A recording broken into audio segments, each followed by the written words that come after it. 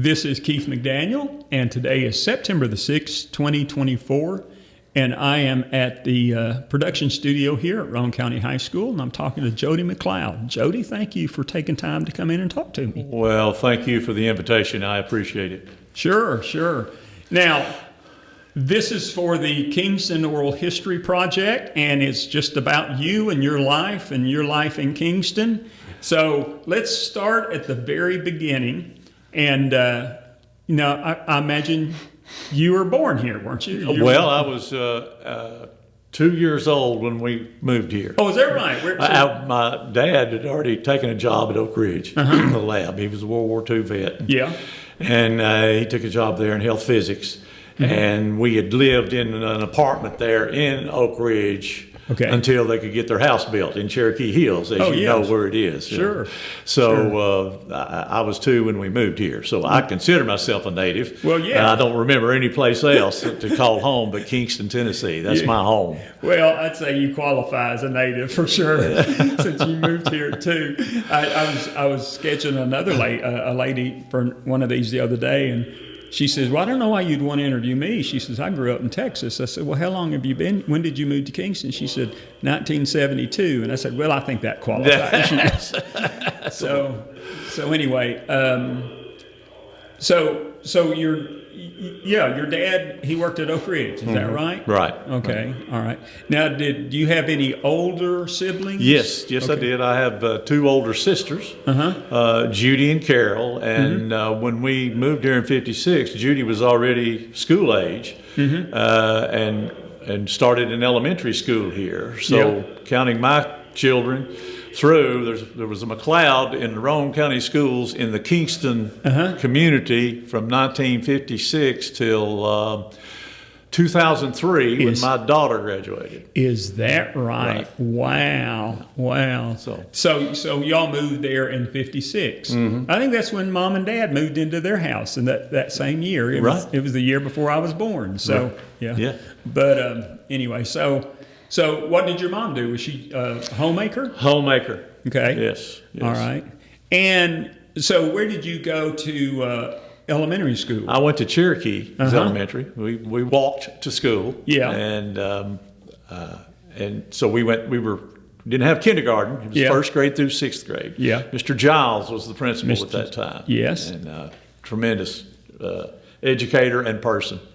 Do you remember any particular teachers that you had in elementary school? Oh, yes. I remember Mr. Engel, 5th grade teacher, and he would play football with us. He would quarterback for both teams outside when we would play our games outside. And just a great teacher. And I had a lot of great ones. I had Miss Trapp was my 1st grade teacher. Right. And she was mine. Yes. She was so I thought she did and looking back on it, and just, we just thought of her as family. Sure, of course. I remember, I tell this story. The only 2 times I ever got spanked in school was from Miss Trapp. and one day, it was on the playground, and she took her shoe off and spanked me with it. Well, she didn't suffer fools very easily. No, she didn't. In fact, one day walking to school, I don't know if you remember, there was a field we would walk through up there at the top of Willowbrook, cutting across to the school, and there was always a ditch. We called it a stream. It split right, and there was a big tree right in the middle of it, and we called that Treasure Island. But anyway, one day walking to school, I was dared as a 1st grader to jump across that stream, to see if I could do that. Yeah, I didn't make it. So I came in, and my pants were wet nearly to the knee. Yeah. And so, back then, if somebody had an accident as a 1st grader, if they wet their pants, and she had a pair of pants ready. Yeah. Because I was taller then than most of the kids in the class. So when my pants were wet, she said, you have to go in there and take those off and put these on. Well, I put them on, and of course, I was as skinny as a rail, but I was tall, and they came about halfway up my leg. And everybody knew that I had on the pea breeches. Yeah. So I tried my best to explain. They said, yeah, sure, you fell into the ditch. We know what happened. I still remember that today. That was traumatic. Wow. So you, that was something that'll stick with you, that's for sure. So you went to Cherokee, and growing up in Cherokee Hills, I imagine you got involved in sports fairly early. Yes. So what was it like growing up in that kind of little community? Because it was different from the city kids. The kids that went to Kingston. Yes, it was. It was a lot.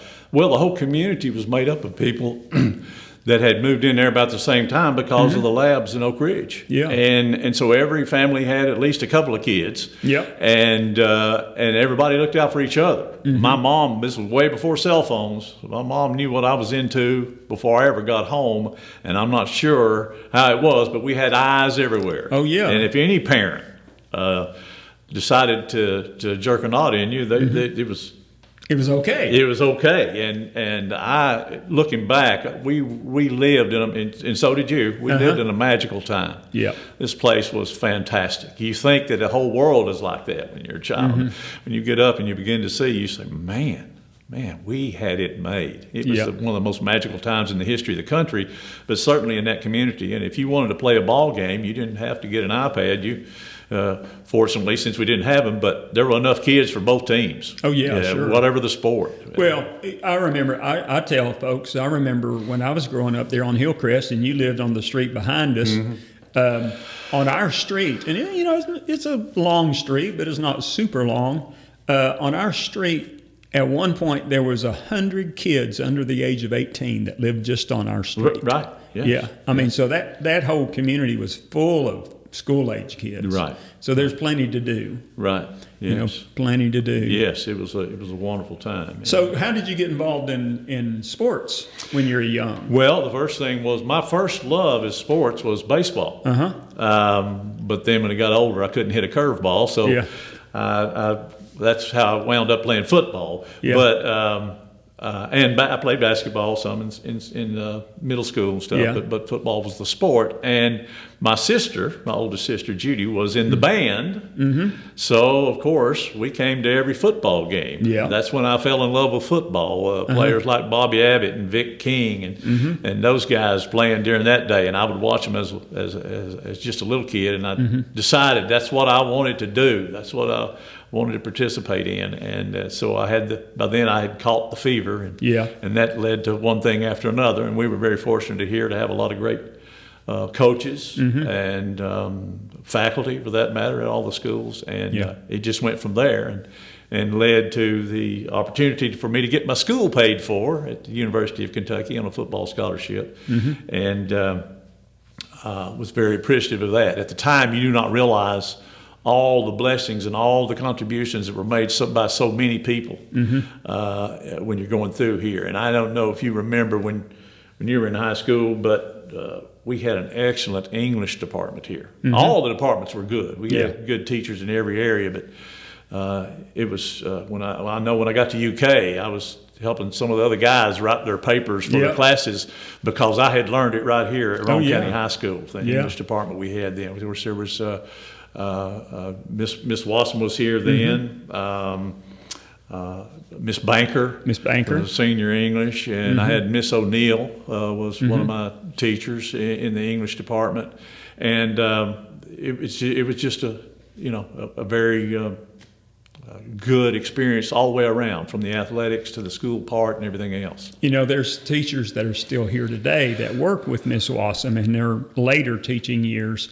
And I think when I was in high school, I think she had just kind of started. She'd just come here, and she was here for a long time. But I'll tell you, Miss Wasson is legendary. Yes. I mean, the teachers still talk about her. Yes. She had made such an impact on kids. Yes. But I imagine, so you said you started in baseball. I imagine you grew up playing at Cherokee. Yes, at the baseball field. Cherokee baseball field where I played baseball. Yeah. And like I say, I loved it. Who were some of the coaches that you had when you played baseball? Do you remember? The one that I remember most of all that had the biggest impact on me was Mr. Kerr. I don't remember Mr. Kerr. Bucky Kerr's his son. Oh yeah, I know that name. But Mr. Kerr was probably the one that had the most impact on it, and of course, he was a little disappointed when even though I was through playing Little League, beyond Little League, that I went the football route instead of baseball. But he was a great guy. He was very instrumental on an impact on my life. Yeah. Now, so once you finished Cherokee, you went to the junior high, I imagine. Yes. And people have a hard time. Young people have a hard time picturing what the junior high was like. I mean, it was probably condemned when we went there. It was an old building. Yes, yeah. Tell me about that. Yeah, we called it the Alamo, Yeah. It's what it looked like. Yeah. And the old wood floors, that they kept preserved with oil, probably if it had matched it, ever hit that, it would have gone up in minutes. Oh, sure. But, and the thing is, after I left Cherokee as a 6th grader, got promoted to the big junior high, and which was 7th and 8th grade. 7th and 8th grade, and it was packed. Just like you said, there were so many kids coming through at that time, and they didn't have room for all the students, so they put us first of all for a little while at a place at Cherokee because they had just they were building on and had some more, and we were there for a little bit, and I'm thinking, oh gosh, I'm getting demoted back to elementary, liking that. And we actually spent the first half of the year as a self-contained class in the Masonic Lodge. Is that right? Yeah, just across the street. Yes. Yeah. And because there's no room, and so I remember that you're talking about the number of kids. It was exploding at that time. Sure. But then I remember one time Miss Hobgood. She was the principal at the junior high. Yes. Yeah. And I don't remember what I was into or doing, but she jerked me up, whipped me all the way to the office, and then I got an official whipping. Whatever it was I was doing, I made sure I didn't do that anymore. She was the warden, wasn't she? She was. And it took somebody like that then. Yeah. She kept us in line. I remember hearing the story about, this was a few years before me, wasn't her that was involved, but one of the teachers, but it was Hugh Melvin. Right. And had Chuck King in his class. And you know how the windows were just a few feet from the sidewalk. Yeah. Well, of course, the PE kids would come by, which they wore uniforms then. And the girls were walking by right where the window where Chuck was, and he was leaning out the window, back this way. And Coach had told him a couple of times to turn around, and he would lean out. He's talking to all the girls, leaning over the windowsill. And then so Coach had told him 2 or 3 times, so he picked up a half-deflated volleyball from his desk and threw it, hit Chuck right in the back of the head, which knocked his chin on that windowsill and knocked him out. Oh, my goodness. He came to and everything was fine. Yeah. I can imagine what that would be like today if that were Boy, isn't that the truth? You'd be under the jail if you did that today, wouldn't you? But you talk about a beloved person, that Hugh Melvin Johnson. Oh, yeah. As a teacher and a coach, and heart as big as Texas. Now, did you play basketball in junior high? Yeah, I played in junior high, and Wayne Everett was the coach. Is that right? When I played there at junior high. And did a great job, and I still think the world of him and his wife Judith, for that matter. Yeah. Did you play basketball in high school? No. Okay, you just played football. I was by then sold out completely, everything to football, and I would advise kids though to not specialize like that. Yeah. I think it's best every sport that they've got the ability to play at least through high school, that they play them all, and any that they're interested in, because they all develop skills for the other. There are things you can learn in any one of the sports that carries over to the other sport. Right. So I would advise everybody to participate in any, but I was so in love with football that was all I wanted to devote my time to. Now, you got one younger brother. Do you have more than one? Yeah, I got 2 younger brothers. Okay, right. Tony. Yeah, Tony. Was 3 years behind me, and who I graduated with. Right. And Kevin was about 11 years behind. Okay. I was 11 when he was born. He was the late surprise. Right. That made 5 of us. But and he, Tony drove truck for Averett for years. He's retired now and lives in the Carnes community in Knoxville. Yeah. There, he and his wife, and Kevin lives in Nashville. Works in the offices of the United Methodist church organization there with their. He was in the literature and the production of their literature for years. Now, speaking of church, did y'all grow up in church? Yes, we went to First Baptist. I was baptized at First Baptist when I was 9 years old, and attended there for years and years. And then, of course, went off to school and came back. And that's where we went. In fact, your mom and Dad, everybody went there then. And I got to tell this story since you brought it about your mom. When she was getting close to the end, and she was at Jamestown? She was at Jamestown. And I went to visit her. I was working at First Baptist then. Went to visit her, and she was ready to go home. She was. And she was, missing your dad, and she could tell it was close. Yeah. And so we had a talk, just an enjoyable talk. She had a demeanor of just authority. She was great with numbers. I know she probably did a lot of people's taxes. She did. But had a great conversation with her, and I said, "Can I pray for you before I leave?" She said, "Yes, you can pray for me, but don't you pray me out of heaven." She didn't want us. Don't pray for me to hang around here. I'm ready to go home. That's exactly what she told us the last few weeks, actually. So that's very comforting. She was ready to go. I remember, and you preached her funeral. I remember what you said. You said, "I have a hard time calling her Miss Alene. To me, she was always Miss McDaniel because I've known her literally my whole life." Absolutely. So anyway, but and Tony, he was an athlete too. Yes. Tony played. He played football. Played in high school for Kingston, and actually.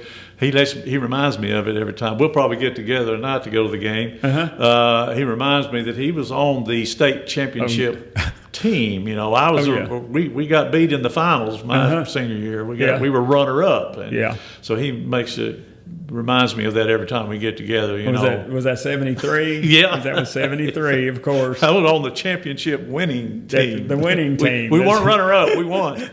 So I get reminded of that but there was a great team that year too, and he was very fortunate to get to play with that bunch. Yeah. Let's talk a little bit about your high school experience. You talked a little bit about some of the teachers that had an impact, and that you did well in the English department. And I want to talk about your academics, and I want to talk about your athletics a little bit as well. So who are some of the other teachers that maybe in high school that kind of helped you form who you were going to become? Some of the other I know ones. The coaches would. Right. There were coaches involved with that. Certainly. But academically. And academically, because let's just face it, you're not a dumb football player. Okay, you're a pretty smart fella. So you had to have some. You had to have some academic. I did. I had prowess. a great. Cherokee Elementary for one was very solid and sound. I was well prepared when I got to, and in middle school the same with Miss Hobgood and the teachers I had then. Miss O'Neill was one of my English teachers that was fantastic, and Miss Wassam, and so that was those two were good, and then Miss Harris. Miss Harris. In algebra. Yep. You got to love zero. Oh, yeah. Love zero. And she helped me tremendously with that, and so in all those areas. And Miss Quimby. Miss Quimby was a biology teacher and did an excellent job with us, and was very interested in every student. There are many. Miss Welch was another one of my math teachers that was fantastic. So those folks, along with of course Jess Clemens was the guidance counselor at the time, and the football coach, and he took the guidance counseling job very seriously too. His mindset was to get kids ready and prepared for those who were wanting to go to college or career, either one. And he made sure that we were evaluated and determined what skills we had and what might be inclinations where we'd want to go. You know, of course, at that time I could just see far enough into the future to see college. Yeah, sure.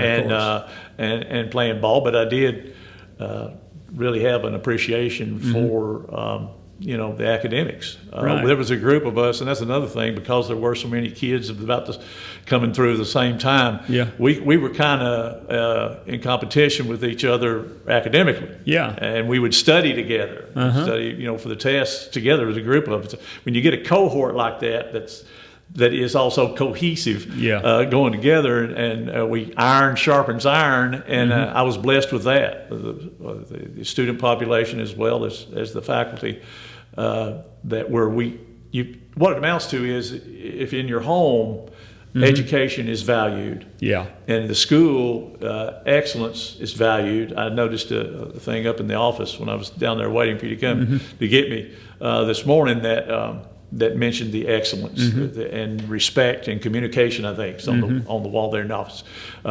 That's paramount. Yeah. It's caught as much as it is taught. And that was here then. The band was excellent then, Mr. Ross, and it's always been excellent. It still is. Yeah. Athletic programs. Excellence is something you can't turn on and off. Yeah. It goes with you everywhere. If whatever you're involved in, if you get excellence in athletics, you're going to get it in other things most of the time. And our band was excellent, and I always valued, when I was principal here, to have a very good band program. We did. Zach Williamson was here, the time that I was the principal, and he carried on that tradition, and he built on it. And so then you have a bunch of students that it's demanded, excellence is demanded, and it becomes a habit, and you catch it. So everything you go to then, that's usually what you bring to the table is excellence. What do you attribute that to? I mean, do you attribute it to being the small town culture, the family, all those things? I do. I think it involves all those, because the teachers have to shop at the same grocery stores, the same. You run into everybody in the community, and everybody knows each other, and it's not just a faceless person when you're thinking about your students and the parents. They're people and interact with on a community level, because you have that small community, and everything you decide to do is going to have that impact on those people and their faces too. That was the biggest thing when I was the principal here, that I had to pray a lot about it to be sure that I didn't, because you're dealing with large numbers. I think it was 865 kids here when I was principal, and at the largest that it got. And soon you're trying to figure out, all right, how many sections of this do we need, how many of this, and getting things to fit. And then you say, wait a minute. These are not widgets. Right. These are children. These are somebody's prized possession. And I would actually pray, Lord, give me a genuine love and concern for these students. Some I don't even know well enough yet, but I did get to know them and their parents. But it's so easy to get worried about the X's and the O's, like the coach says, X's and O's instead of Tommy's and Joe's. And that was what we had then, to talking about excellence, because it's a people business. You can cut corners on facility if you need to. You can cut here, you can cut there, but you do not cut corners on people. Right. I look at education as a bunch of triangles. A school is a bunch of triangles. You got the student, the parent, and the teacher. And whatever you do to impact either one of those points on that triangle, it affects the whole triangle. And then the triangles are connected to other triangles, and you see, and it comes from that. And I think there was just that personalized aspect of genuine concern and well-being. And then, of course, success breeds success. And we had a lot of people that valued education highly, that were brought here, jobs at the lab in Oak Ridge, and the jobs at TVA we had that required a certain level of that already. So a lot of the students that come in had gotten a dose of that from their parents, and then that carried over. And so it just, excellence begets excellence. Well, that's kind of like the reason that Oak Ridge is historically, always been one of the top schools in the state, because they have a community full of people, parents who believe that education is a priority. A good education is a priority. Exactly. So anyway, well, let's talk about Jess Flemings and the other coaches and how they impacted you? Of course, now Jess was the head coach at the time, and Sam Porter was the offensive coach, and Gary Collins was the defensive coach. Yeah. So, and we had Coach Dunaway. Yep. And he worked here, and they all had an impact on me in a lot of ways. Like I said with Jess, looking at my career after high school and going to college and looking at the opportunities that were available. I was fortunate because of his impact with respect to the academics and reinforcing all those teachers that I had, that I had an appointment to go to the Naval Academy to play ball there. I got recruited to play football there, and it got to Congressman Joe L. Evans at the time. I never will forget getting the letter saying that I had been selected and could be, eligible to go, and really thought about it till I read the book on the plebe year, the first year. Okay. And you don't even, back then, I think it's changed some now, but then you never even come home for Christmas. Is that right? Yeah, and I was reading that, and I said, it would be an honor to play ball for the Naval Academy, but I don't know about not seeing Kingston for a whole year with my family. I understand. So, and there were several other universities that were interested, but the one I really wanted to play at, Vic King will get upset with me for this. I wanted to play at UT. Yeah. And, you grow up in the shadow of the stadium. Oh, sure, of course. And I wanted to, and they recruited me all year, and I was all fired up. And then, of course, you all of a sudden the letters stopped. Oh, yeah. And probably, I'm sure they picked a guy they thought was better, and it may very well have been better. Sure. But that was kind of a heartbreaker. But I have to say the University of Kentucky was very, very good to me. I had a lot of friends there, and it was a most of it for the most part was a good experience. Yeah. Of course, playing football for Jess, it was that personal interaction, and it was about the love of the game and the love of Kingston and the community. In college, it's more business. Yeah. Oh, and even then, back in the 70s, it was a business then, and that was a kind of a culture shock for me. Yeah. It wasn't that there were terrible. I had great coaches, a great linebacker coach, Bill Narduzzi, whose son, Pat Narduzzi, is the head coach of Pittsburgh now. He was a toddler when I was when I was at UK. But there's the difference is there's a lot of money involved in college ball. And it's more and more now, and I'm kind of worried about it now. Yeah. Actually, the NIL, and I know there are a lot of the kids deserve some kind of part of that, but I would think maybe it might be better if it was in a trust or something that they got afterwards. But anyway, that's another story. But Jess helped me in all of those areas there, and made sure that every school that was looking for a player knew. He made sure that my name was in the mix, and that helped a lot. And then Sim, being the principal, my senior year, I worked in the office. Oh, did you? I had a period that I was in the office. They always used us, and I would go by and collect the attendance slips off the nail of the door and come down and fill out the chart. Then we didn't have the computers like we got now. So I had a buddy of mine. He probably wouldn't mind at all. I mentioned his name, Charles Stanley. Right. And Charles, he came to me one day. He said, "You pick up during a fourth period?" And I said, "Yeah, I'm the one that gets the absentee slips." He said, "Well, if you see my name on Miss Quimby's list, just somehow don't get it on the chart. Ignore it." Yes. So fun. I did once, and it worked fine, And then he started getting more frequent. Sure. Well, Miss Quimby had come down to Sim and said, "What's the matter with Charles Stanley? Is he terribly ill? Has he got something going on?" And he said, of course, Charles, he played ball with me too. And well, no, he's in practice every day. She said, Well, they put two and two together. Yeah. And I was standing there one day in that fourth period marking those things. And Sim comes up behind me, kicks me right in the tail end, but about halfway over the desk, the desk, the reception desk. And what? And he said, "I expect you to put every name that appears on any slip where it's supposed to be. This is much more important than blocking the right person from tight end or running the route or anything else. You better be doing that. Yes, sir. Yes, sir. So I told Charles that the party was over. There'll be no more cutting Miss Quimby's class. Wow, wow. Let me ask you a question about you were in high school in the early 70s. Okay, late 60s, early 70s. That was kind of the hippie days, the drug culture. What was that like in Kingston? I'm sure there was some of it, but maybe it wasn't as bad as some other places. What was your opinion?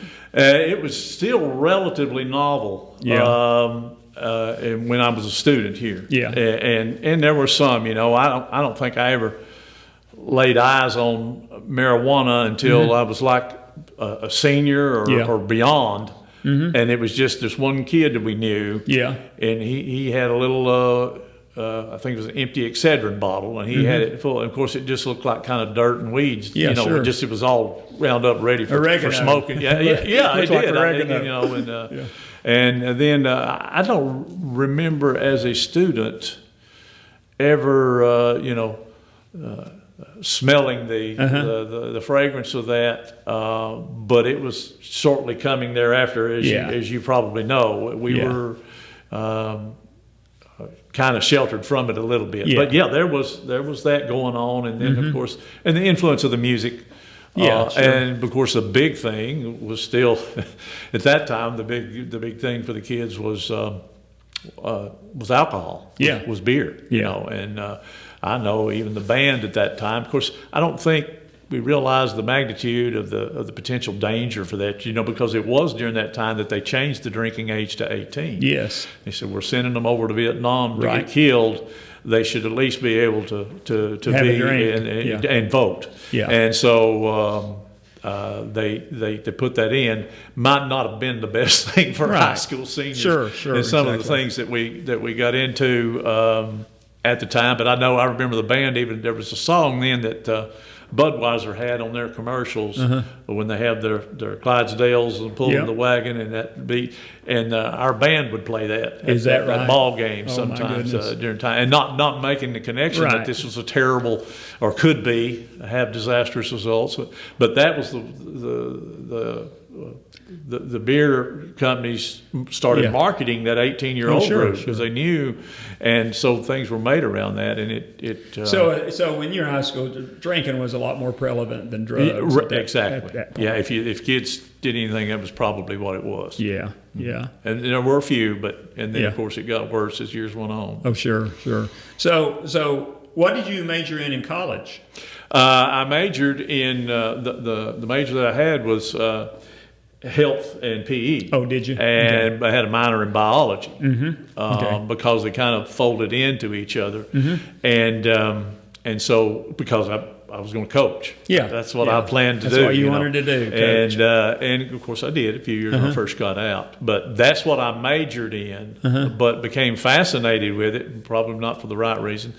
With the kinesiology and the physiology of exercise, that the biological aspects of it, to find out where I could get the best edge for training physically, and understand all that, how the body works, and the different the metabolism behind the Krebs cycle and getting the maximum energy production as well as maximum build of muscle and body angles and those kinds of things that you need to play.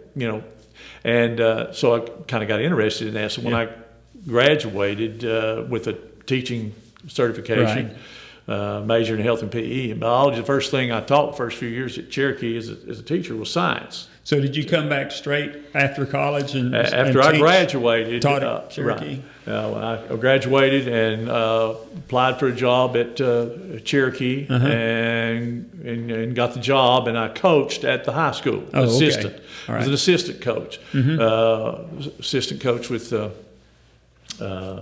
Coach Collins was still coaching then, and Jim Gibson had come back to Kingston. Jess had retired, and Jim came to Kingston as far as coaching was concerned. Jess had retired, and I came here, and he was the head coach, and I was one of the assistants. I had played linebacker at UK, so I was assistant on the defensive coach, and Gary was the defensive coordinator and coach there. But I taught the first year earth science. And I'd had, you have to have, because there's a relation really with biology and fossils and all those kinds of things and minerals. So I taught the earth science first year, and then moved to 7th grade, which was biology, life science. And of course, I think Miss Quimby also had an impact on me choosing biology. I really enjoyed her class, and she did such a good job of explaining things. So that's what I majored in, but the thing that I ran into that I noticed, and it was some of the things maybe that were changing a little bit at the time I was teaching, I was surprised when I would give a written assignment in health instead of just multiple choice things in the health classes, asking for maybe an explanation of how, simple explanations of things that a 7th grader would know, or in the biology classes. The grammar and lack thereof, and communication skills, and I was appalled at it. So I started doing more and more assignments that had where you had to communicate full sentences and things. And I'd even go, by then Miss O'Neill was teaching at Cherokee, and I would go to her and say, now what I need to stress for these kids here, I said, I can, I see several things. How do you get them to get this part right? I had just, like I said, caught a lot of it from teachers like her. And so I became very interested in the fact that, gosh, we got kids that can't write, that are brilliant, that are smart, but they can't communicate. They can't write. Well, and now beginning, middle, and end. Absolutely. And so that put a little fire in me for when I had the opportunity to go into administration and being a principal at Cherokee. It's one thing we really stressed, and even in high school we implemented writing across the curriculum, where you go to a chemistry class and you write out why this formula works. These are the steps you take, well, even in what I teach in AB, they're surprised at how much writing I make them do. Yes. Because I tell them, I said, listen, these are the 3 things. If you can learn to master these, I said, you need to be able to speak well, write well, and problem solve. Yes. If you can do those things, there's no limit to what you can accomplish. Exactly. And so, they do a lot of research and writing in my, and I say, hey, listen, it's only 1,200 words. That's nothing. You ought to be able to do that in one period. You know? And they're like, what? So, but anyway, so you taught it. How long did you teach at Cherokee? I taught there 7 years. Okay. And then actually 7.5, because I switched from that to the principal. Oh, okay. In the middle of the year after my 7, at the start of my 8th year, I switched and was principal at Cherokee for 5 years. Oh, were you? Yeah. Okay. All right. Now, did you have to go back and get like a further degree, or had you done that? By then I'd already gotten my master's and then finished my EDS when I was working as principal. Finished my EDS and had that too. And those classes, some of them are, take them or leave them. But there were some of the professors that I had. I did it through Tennessee Tech. Got my other degrees through Tennessee Tech, and I kept. I was really concerned about administrative strategies and process, the scope and sequence of curriculum and all those things, because I wanted to be sure that, just what you said, they were equipped with being able to communicate orally and in writing very well, and because you can get the wrong impression of someone if they can't do that. They may be very intelligent. That's exactly right. But the communication was such a thing with me then, and then I was fortunate to have a lot of good teachers, and there was a good principal at Cherokee before Jim Lett was the principal there. But when I worked under him as a teacher, I learned a lot from him too, and so it was a pretty good school already, and it was a great place to start. And it was still elementary school. Oh, no, it was middle school. Middle school by then. Okay. It was a middle school. That's right. And 6, 7, and 8. That's right. And had some great teachers working for me there. Miss Moore and Miss O'Neill was there, and there's a whole list of them. I'll leave somebody out if I start naming them all. But that was a great staff at Cherokee already there, and So you were there about a dozen years, both as a teacher and 12 and a half. 12 and a half years. Yeah. And then after Cherokee, where did you go? I came to Roane County High. Did you? The principal in 1990. Okay. Started the fall of 1990 here as principal. Okay. Replaced Sim. Sim had retired. Right. And took that position. Yeah. In 1990. And how long were you principal here? 15 years. Is that right? Yes. My goodness. I remember I was speaking at an event at the church one time, and I don't know if you know Gary Alley, but he helps with did the robotics here for years. Yeah. Just a great guy. And he had spoken before me, and I said, now, when Gary makes a presentation, he's an engineer, so he's got an engineer mind, and he thinks, and it's very well planned and laid out and orderly. And I said, now, so that's what you get from an engineer. And that's the way his brain works. Yeah. I'm just warning you, I was a high school principal for 15 years, and I have no brain. It's gone. Yeah, I'm sure. Was that the hardest job you've ever had, being a high school principal? Yes. I remember one time when I was working at the central office, Tony Clower and Russell Jenkins and some more were taking teachers from the system, trying to get a crop of good candidates for principal positions, administrative positions, and being a principal of school that never had been, and they were getting them prepared or trying to have a cadre of individuals they could go to when they needed a position filled. And so they wanted me to talk to them one day, just tell them, just a brief statement. I said, by that time I had already had a kidney transplant. My kidneys, I had an inherited disease. My father had it, and so I had to have my kidneys quit. So probably high school principal probably didn't help that. Yeah, probably so. But anyway, I was on dialysis for a while, and then got a transplant. That was a miraculous thing that happened with that, and too much to go into right now. But but anyway, I went into the guys and the ladies that were thinking about being principals, and I said, "Let me tell you about principal." I said, "I played college football at a Division I school, and I was probably a little above average maybe as an athlete, but not near the caliber of some of the ones I played with and practiced with. Yeah. And it was rough, and it took some, it's a different ball game than high school. Oh yeah. And I said, I've been on dialysis, and I've gone through kidney failure. Nothing comes close. None of that comes close to being a high school principal or a principal. Yeah. I'm just telling you, it's 24/7. Oh yeah. And especially if you love it. Yeah. If you love it, the more you love it, the more you're invested. Yes. And so I guess it's all consuming, isn't it? It is. And we had an excellent staff when I was here. Yeah. Teacher wise, still had a good, strong English department. Mike Suits, Dr. Van Landingham. Yeah. And Ms. Watson was still of course. was here. So they did a great job, and then the others. When we were coming over here, we ran into Mr. Smith. And he was one of our math teachers.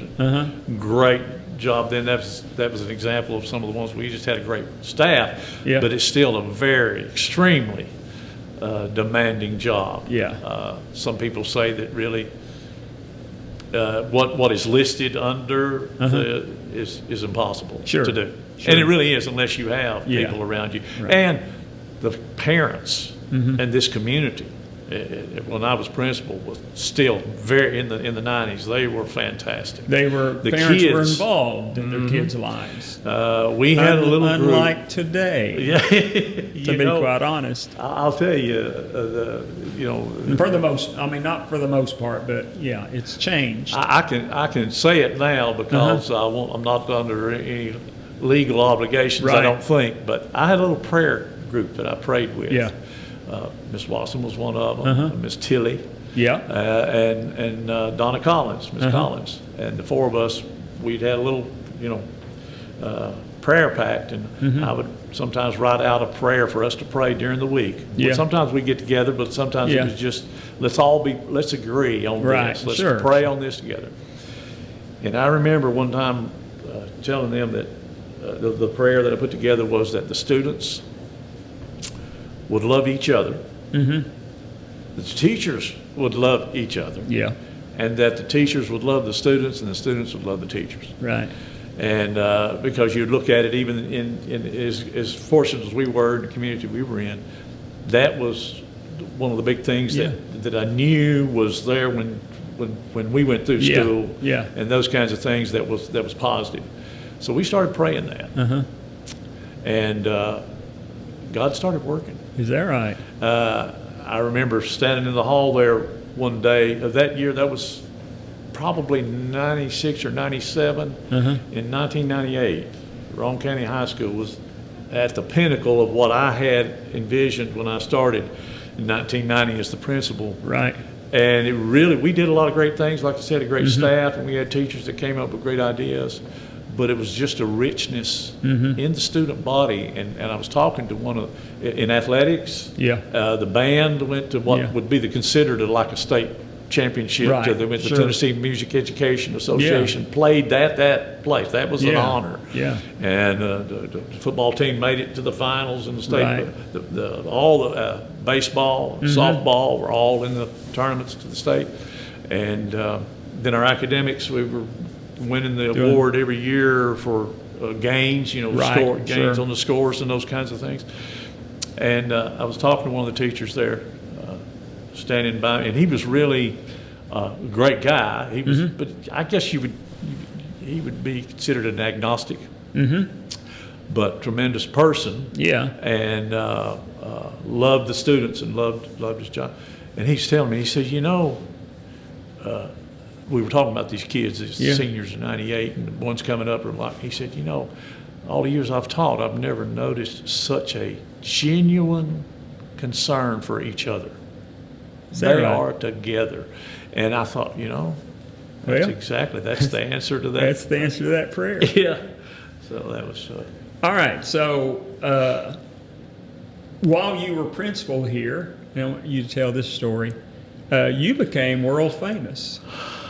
Didn't you? Yes. What year was that? And tell me about the speech you gave at the football game. Okay. Yeah. And how did that come about, and what resulted as part of that? I got a letter that summer working. We're concentrating in the school, in the trenches. Keeping kids off drugs, keeping them from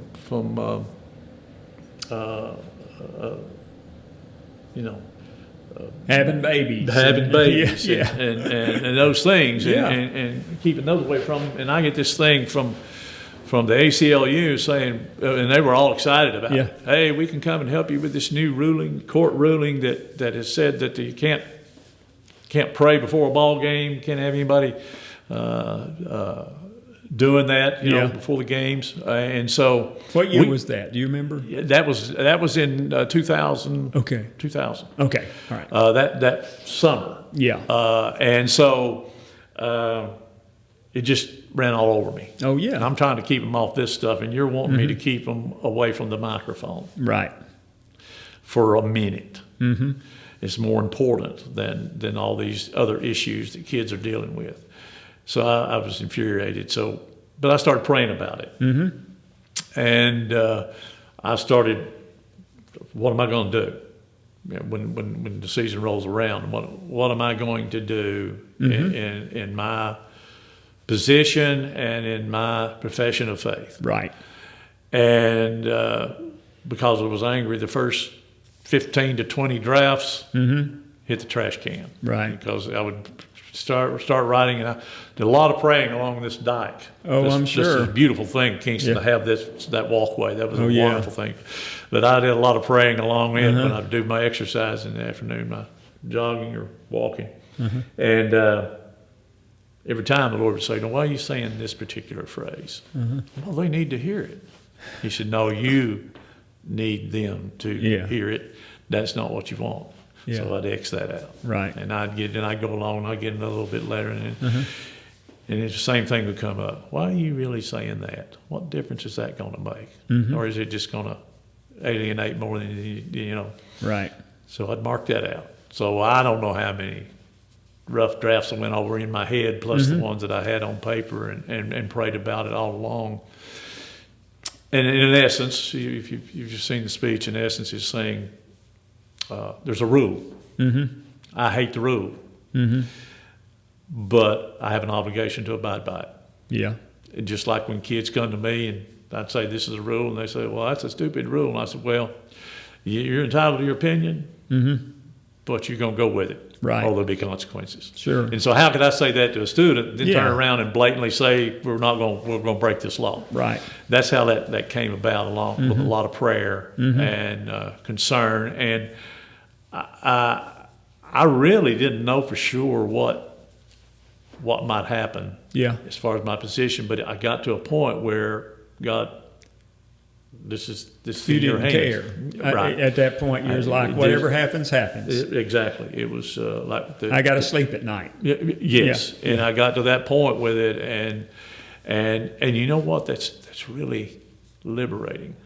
Oh yeah. It gives you a different perspective on things when you know that we believe what we say we believe, that God is sovereign. Sure. And so we went with that, and I remember the night I read it. I had it on just on a I had written on a, and at 3 o'clock that afternoon, I had Donna Collins come into my office. And she was my assistant then. Yeah. I said, "Donna, I'm thinking about reading this tonight. You know, we're not going to do prayer, but I want them to know why, where I'm coming from on it. I'm going to follow the law." And I said, "Read this." And I said, I'm getting a strong, this is at 3 on that Friday. On that whether or not I still wasn't. Hadn't decided. For sure. Right. And I'd been praying about it, and I had her come in. I said, "Read this. I'm thinking about announcing this today. I think God is telling me to do this." Yeah. And she read it and looked up. "You say God's telling you to do this?" Because Gary her husband was the superintendent then. Yeah. And he was going to have to deal with that. Right. That's what I was about to ask anyway. And so she read it, and she said, "And you say God's telling you to do this?" I said, "Yes." She said, "You better do it." So I don't know if I'd have done it if she hadn't. Right. But then that was, God does that. He'll give you affirmation from individuals to let you know you got to go ahead with something if you're on it. And so I did, and then, like they say, the rest is history. That was my first encounter with the World Wide Web. Right. Really, it would 10 years before then, it would have gotten around, I'm sure. Yeah. But the speed that it got around all over the whole world. Yeah. Never thought that was even in the works for any of that. Right. And it just took off. And because I remember walking out, somebody said, "Have you got a copy of that here?" I said, I had it. I think I still had it on my computer. But, sure. But I didn't think much of it. Gave it to them, and whoever that was, really, I think they were the one that spread got it started, and then it just metastasized from there, and it went all over the world. So what was the what was the reaction? I'm sure you had both sides. Yes. Okay. There was both sides. Fortunately, of course, a lot of the ones that probably didn't like it they didn't care about one way or the other. Right. We're not going to take the time to write or send a card or anything else. Sure. Those that there was a group that and it was not the largest by far. There was a group that was really upset by it. Yeah. And they would send I mean, it was vitriolic. It was. Yeah. It was. They know where I live. Oh, You yeah. know, they can find me. It was ugly, wasn't it? I hadn't even thought about that, you know, Yeah. being that big a deal. Sure. And then there was a whole lot of people from all over the world. Mm-hmm. I got letters from every state in the country. Mm-hmm. Germany, Canada, Wow. New Zealand, France. Now, some of those were military guys Sure. stationed in those Yeah. places, but from just all over the world. Yeah. And most of them, by far, most of them saying, appreciate you doing what you did. Right. And then, of course, Zach Wamp was a congressman at that time.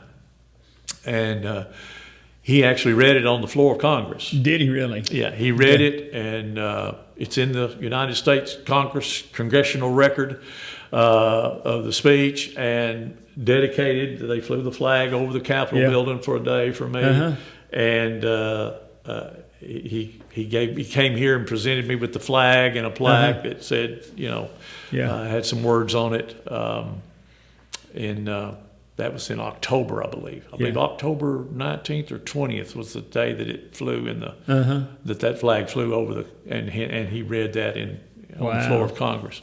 It was part of his. It was about something that else too, but it fit right in with what he was wanting to have said, or to let people see. There are a lot of people that think like this, right, the same way, and so from that standpoint, it was a blessing. I've got all those, because you remember in Elijah, after he had his showdown with the prophets of Baal and had wiped them out, and then he got a note from the queen at the time, Jezebel, sent him, said what happened. You know, they killed all the prophets of Baal there, and the note to him said, what happened to these will happen to you. I'm going to see to it. Well, he went straight from victory there to running. Sure. And depression and everything else. But because he thought he was the only one. You know, when God came to him, he said, well, what are you doing hiding out here in the cave? He said, I'm the only one left. Only one of your followers left. He said, oh, no. Yeah. And when I got all those letters from all over the world, I said, you didn't feel alone. No, I didn't feel, and I didn't feel like, you know, the world was, there was still a lot of people following the Lord. Many much stronger in their faith than me. And so I felt good about the whole condition of our country and those things. But now that's been 24 years ago. So, but you know, 24 years ago, and people still ask, like me, asked about it. Because, you know, of all the things that you've done some, you know, great things in your life, but that's going to be a part of your legacy. That's going to be one of the things that you're remembered for. Really. So, and what better thing can you be remembered for than something like that? That's the way it is with God. He always brings more and better than what you expect. So when you left here as principal, what did you do? Did you go to the central office then at that point? Yes. And what did you do there? At central office, I worked. I was attendance supervisor. Okay, all right. Worked with that and HR, and helped implement at the time school-wide positive behavior support. I don't know if you've heard about it or familiar with it, but it's based on acknowledgement of students demonstrating what they have been instructed with respect to behavior. You treat behavior like another subject, like you would teach math or science or anything else. You teach them, especially in elementary and middle, but it also works in high schools. You give them 3 simple rules. Be ready, be responsible, be respectful. And then you show them what being ready looks like in the classroom.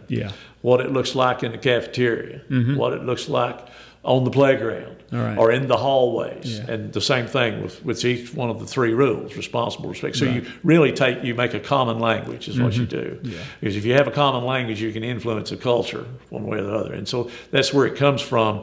But it's acknowledgement, not uniform every time, but just when somebody sees you manifesting one of the behaviors that you were taught about that, right. instead of just saying, "Oh, you're a good little girl," or "You're a good boy," you say, "That was being respectful when you did that. That Sure. was being responsible when you did that." Oh, well, good. And you speak the language, and those words ring with them. But some kids that you think would care less about what a teacher or a person in authority thinks of them, anytime somebody of that stature, a teacher or whatever else, you're validating that very person, right, for doing something that simple, right. And it's not every time. It's kind of like fishing. One thing, you keep going fishing, you catch that 5-pounder, and you keep going and going and going for the hopes of doing that again. That's what, if you did it every time, you get tired of catching 5 pounders. So if you reward every time they do something right, but the fact that it's sporadic and random has a lot of power and influence. Everybody likes to be validated. Well, let's kind of wrap things up here, because my bell's going to ring here in a few minutes. Yeah. And so you retired from this school system just a couple of years ago, I guess. It's been the three years. And you are now doing some volunteer work. Educational programs. Yeah, I started out working, a couple of years for creating a Legacy Christian Academy, a Christian school that we hope will bring support and students from all over this area, not just Roane County, but neighboring sections where the campus is located. The school is located on the campus of the Grove Church, and they've been very gracious to allow us to use their facility to get the school going. They embraced the notion of having a private Christian school. A lot of people say it's a good idea, and they would allow it at places, but it's different when you embrace it like they have. And it's been fantastic, and that's been key to us being able to get to where we are now. But yes, I've been doing that since I retired. Since you retired, and I worked for First Baptist, as the administrator there from 2016, while I was still working with the school system some, 2016 to just a couple of years ago. But when I took on this school, it was a little bit bigger. So I'm the director of that right now. But yes, I'm like the old preacher said that was in his 80s, and I asked him, said, "When are you going to retire?" And he said, "I've read the Bible 2 or 3 times. Doesn't say anything about retiring. It just says, and he died." So, right now, God grants me the good health, I'm going to go as long as I can, doing something. I understand. So, just one last thing. Have you ever thought about leaving Kingston since you came back after college? No, never. I was wanting to come back while I was gone when I was in school. When you were in school. I love this place. I love Kingston. I love the people of Kingston. I'm sure other communities have the same. And their people feel just as rich. But this is a diamond in the rough. And as I look back, I thank God that I got to grow up in Kingston, Tennessee. I love this place, and I love the people of this place. And it's been tremendously much better to me than I have to it. And I'm just very thankful for that. All right. Well, Jody, thank you so much. Thank you. Appreciate it. Thank you very much. Appreciate it.